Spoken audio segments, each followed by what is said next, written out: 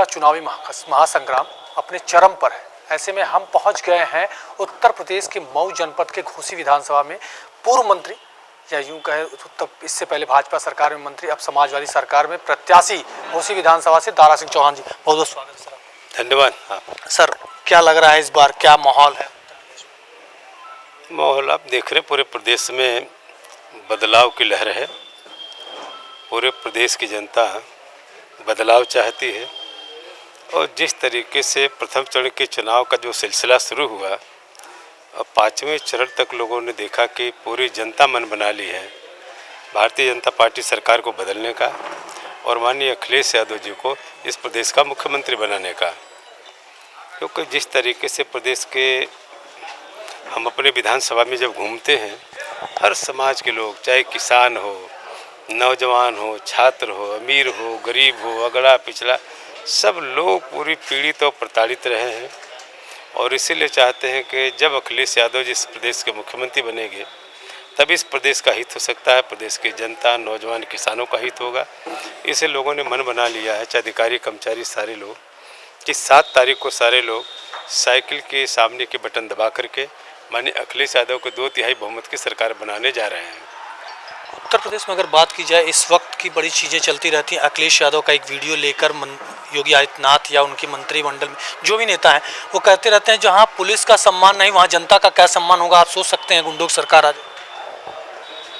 नहीं, देखिए, तो ये चुनाव जो है सम्मान का तो हर समाज का, हर व्यक्ति का पहले इंसान, इसके बाद कोई चीज़ है, तो सम्मान तो सबका होना चाहिए। लेकिन जिस तरीके से इस प्रदेश के सियासत में जो हलचल है, आज सारे समाज के मन में जो भय का जो भ्रम है, जिस तरीके से आरक्षण के साथ, लोकतंत्र के साथ जो खिलवाड़ हो रहा है, जिस तरीके से गरीबों का हक लूटा जा रहा है, जिस तरीके से गरीबों के हक पर डाका डाला जा रहा है, अब सारे लोग सचेत हो गए हैं। क्योंकि माने राष्ट्रीय अध्यक्ष जी ने कहा, माने होने वाले मुख्यमंत्री, कि हमारी सरकार बनने के बाद इस प्रदेश को हम 300 यूनिट बिजली फ्री देंगे। हमारी सरकार बनती है तो केजी से लेकर पीजी तक हम सारे लोगों को क्वालिटी एजुकेशन देंगे।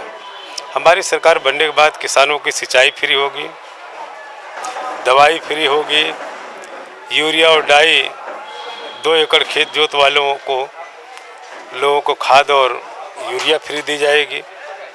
और जितने भी बच्चियां पढ़ने वाली हैं, इंटर पास करने के बाद जहां उनको लैपटॉप दिया जाएगा, वहीं एक मुश्त 36,000 रुपये दे करके उनको आने वाली पढ़ाई जारी करने के लिए, डिग्री कॉलेज में जाने के लिए एक मार्ग प्रशस्त होगा।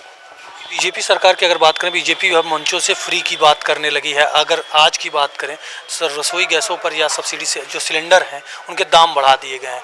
तो एक तरफ दाम बढ़ाते हैं, एक तरफ फ्री देने की बात करते हैं, इसको किस तरीके से? देखिए, भारतीय जनता पार्टी के चाल को लोग समझ गए हैं। हमारा ही पैसा ले करके 100 रुपया ले करके 10 रुपया वापस दे के कहते हैं फ्री दे रहे हैं। ये जो भी पैसा है ये गरीबों की गाढ़ी कमाई है। जिस तरीके से आपने पेट्रोल डीजल का दाम बेतहाशा बढ़ा है देश में, पैसा किसका? गरीब के जेब से जा रहा है। जिस तरीके से मस्टर्ड ऑयल, जो कड़वा तेल है, जो गरीब अपने सब्जी छौंकता था, आज 200 से लेकर 240 रुपया किलो तेल बिक रहा है।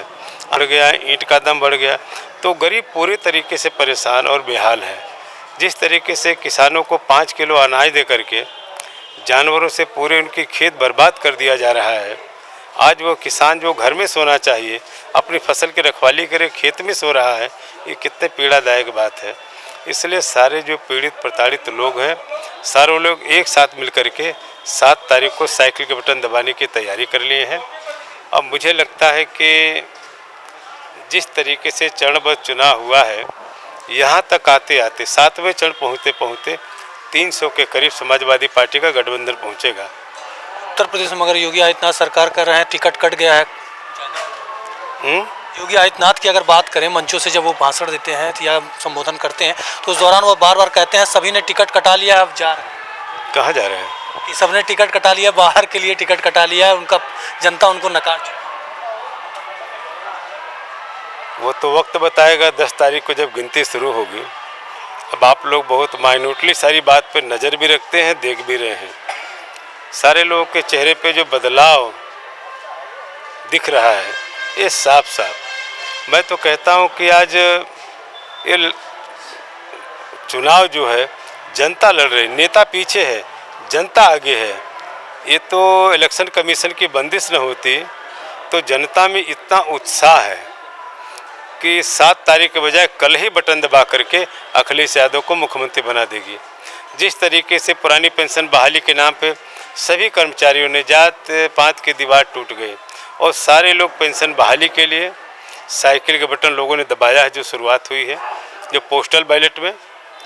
और मुझे लगता है ये माहौल जो बना पूरे प्रदेश में कि अगर सरकार अगर एक बार और आ गई तो निश्चित रूप से इस देश के संविधान को खतरा है, जिस संविधान में हमें हक अधिकार दिया गया था। जिस तरीके से आरक्षण के साथ खिलवाड़ किया गया, वो सारा गुस्सा है। और 7 तारीख को वह गुस्सा जो है साइकिल के बटन दबा के लोग उतारने का काम करेंगे और माननीय अखिलेश जी को मुख्यमंत्री बनाने का काम करेंगे। आखिरी सवाल है, आप भी सरकार में मंत्री रहे, उत्तर प्रदेश के अगर यहाँ अपने विधानसभा की बात की जाए, कितना विकास हो गया? और अब जीतने के बाद सरकार जब बनती है, फिर से जब मंत्री पद फिर से लेते हैं, तो कितना विकास और करना है? क्या कुछ समस्याएं हैं यहाँ की जिनको जल्दी से जल्दी आप निदान करना चाहें? देखिए, ये सरकार है, मैं तो माननीय राष्ट्रीय अध्यक्ष जी को बधाई देना चाहता हूँ, जिन्होंने घोसी की जनता पे भरोसा करके हमें यहाँ का प्रत्याशी बनाया है। और माननीय अखिलेश यादव जी के नेतृत्व में जो गठबंधन है, उनके नेतृत्व में होने वाला चुनाव एक तूफान की तरह आगे बढ़ रहा है। और जिस तरीके से आम लोगों ने मन बनाया है, मैं जहाँ देखता हूँ शर्मा है, वर्मा है, पाल है, पटेल है, चौरसिया है, प्रजापति, यादव मुसलमान है, राजभर चौहान मुसलमान, हर लोगों ने मन बनाया है कि हमें बस एक ही नाम अखिलेश यादव और चुनाव निशान हमारा साइकिल है।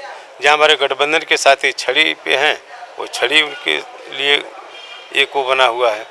इसलिए सारे लोग छड़ी का चुनाव निशान हो चाहे साइकिल का चुनाव निशान है, आने वाली 7 तारीख को पूरी शिद्दत के साथ लोग जो है बटन दबा करके साइकिल का माननीय अखिलेश यादव को इस प्रदेश का मुख्यमंत्री बना करके आने वाले दिन में फ्री पढ़ाई, फ्री दवाई, फ्री सिंचाई, खाद फ्री, समाजवादी पेंशन, लोहिया आवास, जो पुरानी पेंशन की बहाली के लिए लोग काम करेंगे। एक विजनरी नेता है जिनका अपनी अलग विजन है। और जिस तरीके से माननीय अखिलेश जी ने जब यहाँ पे पुरानी पेंशन बहाली की बात उठाई जोर शोर से, आपने देखा राजस्थान में इसे लागू करने की प्रक्रिया शुरू हो गई। और मुझे लगता है माननीय अखिलेश यादव जी को मुख्यमंत्री बनने के बाद ये उत्तर प्रदेश देश का रोल मॉडल बनेगा विकास के मामले में। और इसलिए मैं कह सकता हूँ तभी लोगों को रोज़गार मिल सकता है, तभी लोगों की पढ़ाई सस्ती होगी। जिस तरीके से पिछड़े समाज के लोगों ने पिछली बार चाय बेचने वाले के चाल में लोग फंस गए, अब चाल में फंसने वाले लोग नहीं हैं। जिस तरीके से योगी की सरकार ने पूरे प्रदेश में पिछड़े बच्चों को जो स्कॉलरशिप क्षतिपूर्ति के सहारे मैंने उच्च डिग्री हासिल कर लेते थे, अब उनका बाप गरीब जो किसानी करता है वो 45,000 50,000 फीस नहीं दे पाता। इसलिए माननीय अखिलेश जी ने कहा कि हमारी सरकार बनने के बाद हम फ्री एजुकेशन दे करके, क्वालिटी एजुकेशन दे करके उनको सीबीएसई के बराबरी में खड़ा करके आने वाले कंपटीशन की तैयारी करवाएंगे। और पढ़ने वाले बच्चे अगर तेज हैं, अच्छे हैं, मेधावी हैं, तो उनको अगर विदेश में भी पढ़ाना होगा तो उनको भी भेज के हम पढ़ाने का काम करेंगे। हमारे साथ घोसी विधानसभा से दारा सिंह चौहान जी, पूर्व मंत्री, जिनका साफ तौर पे कहना है 2022 का चुनाव अखिलेश यादव के पक्ष में जा रहा है और हम जल्द ही सरकार बनाएंगे। 10 मार्च का फैसला हमारे पक्ष में होगा। देखने वाली बात होगी किसके सर चढ़ता है ताज, किसको करना होता है इंतजार, ये तो आने वाला वक्त ही बताएगा। कैमरा पर्सन सफीक के साथ अविनाश त्रिपाठी, लाइव 24, घोसी विधानसभा, मऊ।